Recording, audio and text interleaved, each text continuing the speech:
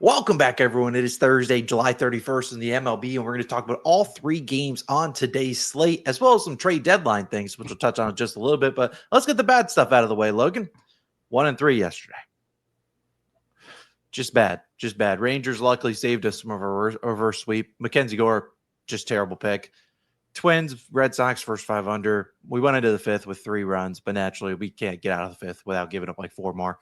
And then your pick had 7 homers. If I told you yesterday you'd have 7 home runs, you'd probably be like, all right, sweet. We're cashing over 9.5. No. Nope. Ends on 9. Also, it was a home run robbed for a little bit of fun in there. That's great. But you know what? We know we've sucked. We've sucked the last 3 days. We've sucked all season. But let's try to bounce back today, Logan. And, we're going to talk about this short slate. There's only 3 games on today. And because the trade deadline is, I don't think it's right for us, Logan and I, to come out here and try to force a pick onto the slate. So instead, we're going to talk about some leans. And since they're leans, they have a 100% chance of cashing because that's how our season has been. Anything we consider but don't play, it always smacks. But Logan, let's dive into these games. Let's bring the vibes and give the people some good energy today. Let's talk about these games. And we'll start actually with the first game of the day, an early start, Yankees versus Rays, the final game of this 4-game trip. You like Ryan Pepio's under 4.5 hits allowed. Any reason to touch on that? I do like his under 4.5 hits allowed. Now, in the hits allowed market, typically I am picking guys at the 5.5 hits allowed line. 5 seems like a magic number for most pitchers.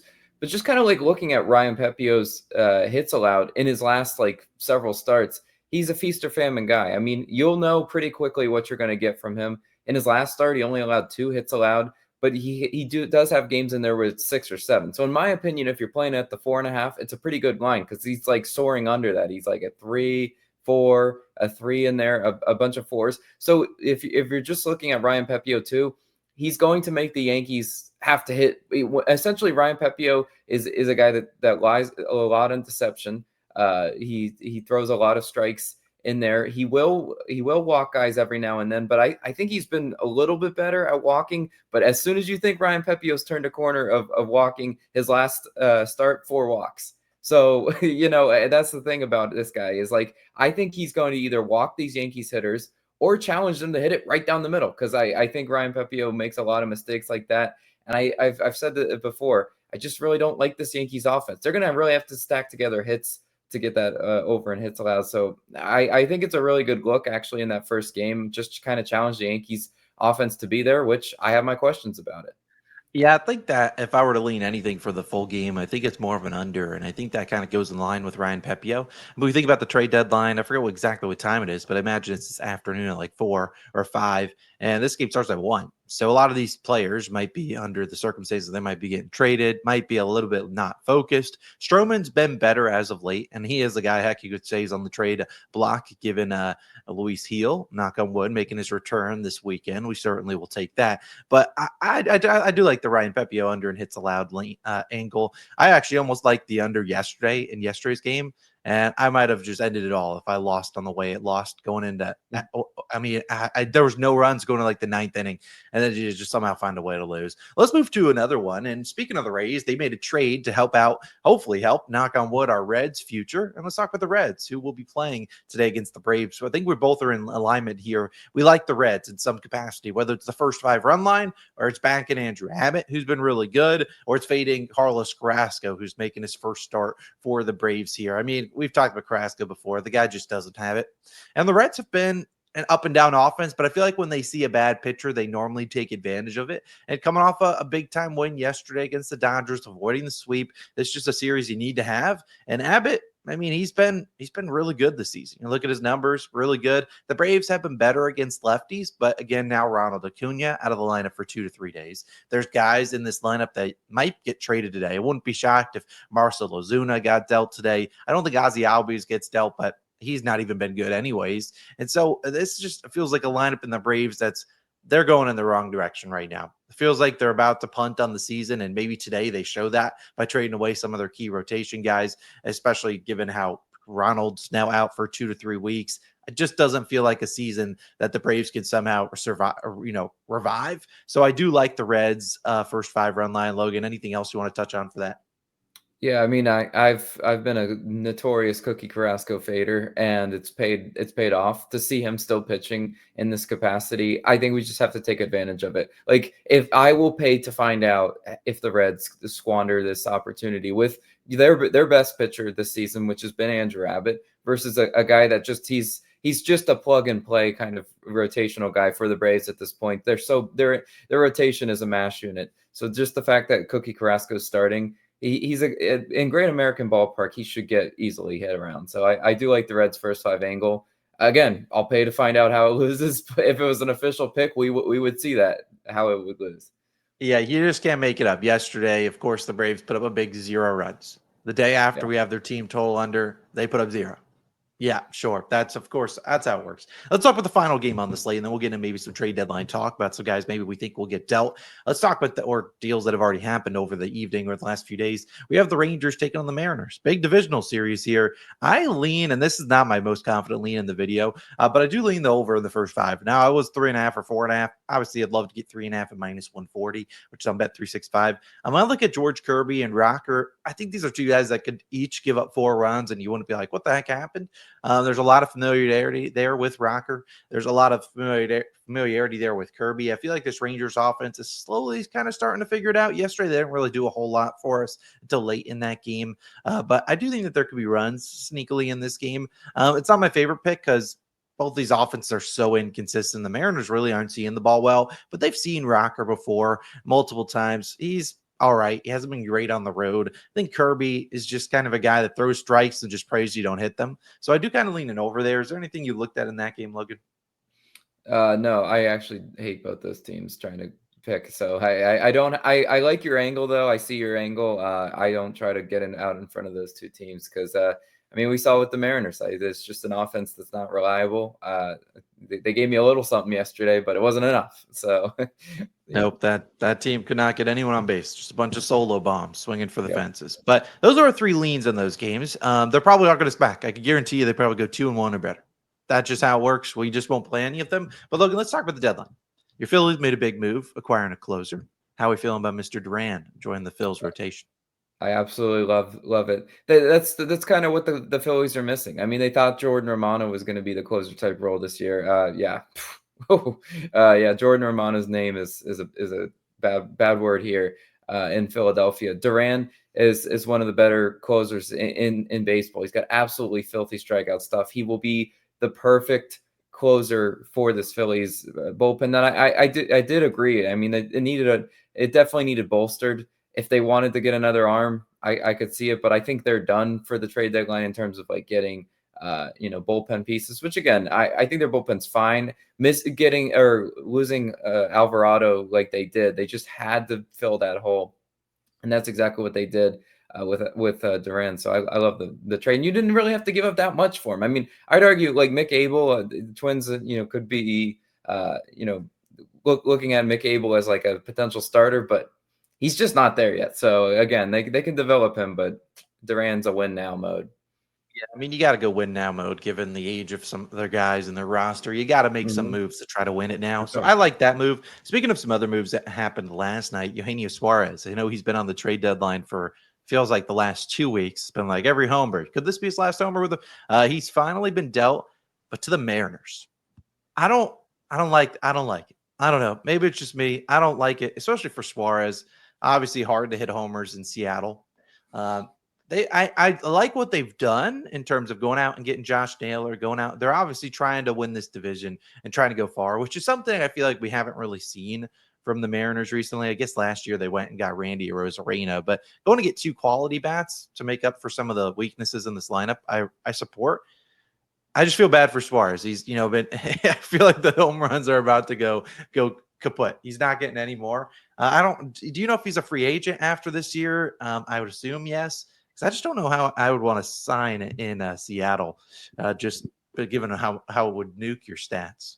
Well, I mean, yeah, it's definitely a pitcher friendly ballpark, but I mean, he's shown to hit for average this year, which I think is pretty key because I don't know what his numbers were first stint with the Mariners because this is why I thought this was funny. I was like, they had him not too long ago, so it's like a return home. I would like to see his stats side by side. I would just venture to guess that he's hitting significantly better this year than he was in his first stint with them. But again, that's perfect. That's exactly what the Mariners need. They can win in the postseason on pitching. They just need some sort of offense. And the fact that they were aggressive at the deadline, got one of probably the best trade asset or trade target that a lot of teams were looking at. A lot of teams wanted Suarez. But his bat will be great in that lineup, even though it is not a home run friendly ballpark. We know that. But again, the Mariners just that's what they do. They have to win ugly. But if you get Naylor and you get Suarez, you're adding significant bats in there that can also hit with runners in scoring position, something that team can't do over the last like several years. Yeah, no, you're not wrong. They have really struggled to get those timely hits. This year, he's hitting 277 with runners in scoring position. Pretty solid. I checked Yeah. his first stint with the Mariners 2022 and 23, hitting around 230. This year about 250. Mm-hmm. So more production coming there. We'll see what he does. He certainly can't hurt because a lot of those guys in that lineup have not been swinging too hot of bats as of the last week or two. So good to see them. Last question before we get out of here. Do you think Merrill Kelly, Sandy Alcantara, Zach Gallen, do you think these guys are getting dealt? Where any ideas where they could go? I feel like one of those three is getting dealt, but I don't know where they're going to go. Look, again, this team's talked about every trade deadline. If the Yankees were smart, they would go get one more starter. They would get another starting pitcher in this rotation because they are so banged up. You can't be tossing guys like Cam Schlittler out there. I mean, he's just not ready. There's a lot of like question marks. Yes, they are getting Luis Heel back, but if I'm the Yankees, I'm gonna go try to get one of those guys because those could be the guys that figure it out on your team. Maybe just a change of scenery, they turn out to be the missing arm that you needed to just make a run. Because Fried, Rodon, that's great. Luis Heel, they're counting a lot on him coming back and being at great form just out of the gates. I don't see it. So yeah, and there's just not there's no sort of depth with that Yankees rotation. I know they wanted more offense, whatever. They didn't get Suarez. Trying to think of other teams that could use I another think arm. that the Yankees have so far through their deadline, they've made good enough moves to move the needle a little bit. I mean, Ahmed Rosario and Slater, both really good guys that can hit lefties, which is something they really haven't had a ton of success this year is hitting lefties. And then they obviously went out and got Ryan McMahon, a much better third baseman. They need to figure out whatever the hell Volpe's doing. He has the yips at short. I don't know what the hell's going on with him. But yeah, I do agree with you. They got to go out there, get a pitcher. Because you can't keep starting Marcus Stroman and stuff like that. Wouldn't That's be what I'm shocked if saying. Stroman finds a new home. So maybe I would look at maybe he's under an ounce or something today. Because I don't know if I just don't feel like you run Stroman into the ground. Maybe if Stroman's pitching like pretty well, you just take him out. You're like, you know what? Please let's raise his value a little bit. I see Cease is on the potentially on the move.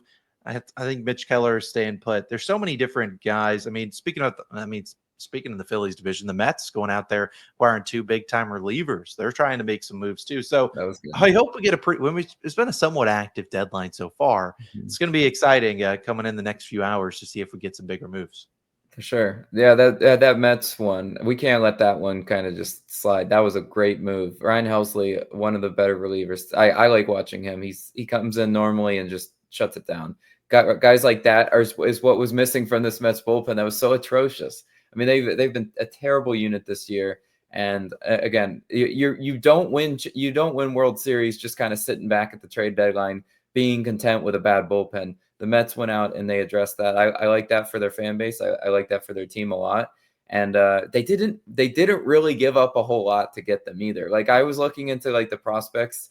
Yeah, it's another potential head scratcher move for the Cardinals because we know their history of trading away potential good guys like Ozuna, Adolis Garcia, etc.